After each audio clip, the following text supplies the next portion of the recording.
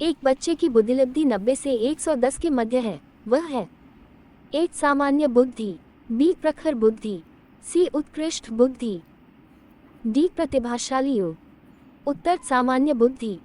प्रश्न, दो बच्चे के लिए निःशुल्क एवं अनिवार्य शिक्षा का अधिकार अधिनियम कितने वर्ष के बच्चे के लिए लागू है? एक 6-14 वर्ष, बी 7-13 वर्ष, सी 5-11 वर्ष। उत्तर 6-12 वर्ष। प्रश्न 3, एक बच्चे की वृद्धि और विकास के अध्ययन की सर्वाधिक अच्छी विधि कौन सी है? एक मनोविश्लेषण विधि, बी तुलनात्मक विधि, सी विकासीय विधि, डी सांख्यिकी विधि। उत्तर विकासीय विधि। प्रश्न 4, गार्डनर ने 7 बुद्धि का अधिमान निर्धारित किया, इनमें से कौन सा नहीं है? एक स्थान संबंधी बुद्धि, बी भावात्मक बुद्धि, सी अंतर्वैयक्तिक बुद्धि, डी भाषात्मक बुद्धि। उत्तर भावात्मक बुद्धि।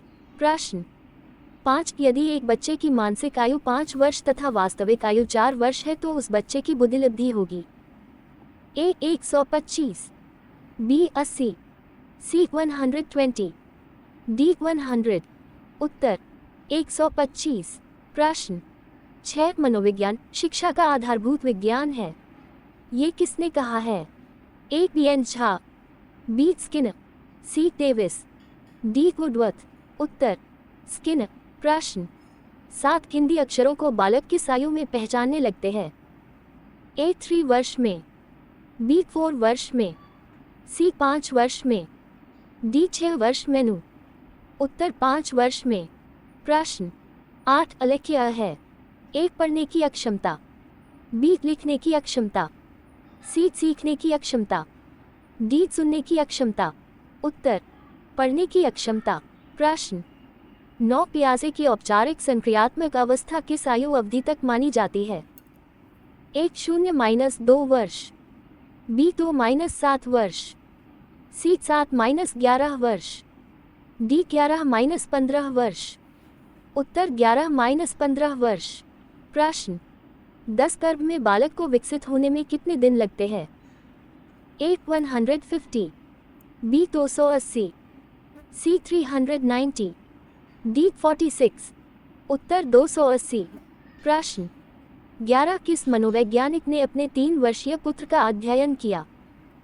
ए पेस्टोलॉजी, बी वाटसन, सी स्टेनले हॉल, डी जेम्स सली। उत्तर पेस्टोलॉजी। प्रश्न 12, बालक का विकास होता है ए सिर से पैर की ओर, बी पैर से सिर की ओर, सी दोनों ओर से, डी इनमें से कोई नहीं। उत्तर सिर से पैर की ओर। प्रश्न 13, विकास के संबंध में गलत कथन है? एक विशिष्ट से सामान्य की ओर, बी सार्वभौमिक प्रक्रिया है, सी दिशा सिर से पैर की ओर, डी वर्तुलाकार गति। उत्तर विशिष्ट से सामान्य की ओर। प्रश्न 14, गर्भधान काल की अवस्था नहीं है?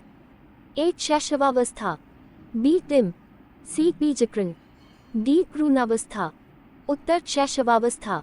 प्रश्न 15, मानव जीवन की मनोभौतिक एकता कहलाती है? एक मन तथा शरीर का विकास, बी शरीर तथा हड्डियों का विकास, सी शरीर तथा हृदय का विकास, डी आत्मा तथा मांसपेशियों का विकास। उत्तर मन तथा शरीर का विकास। वीडियो अगर पसंद आए तो सब्सक्राइब जरूर करें। पसंद क्यों?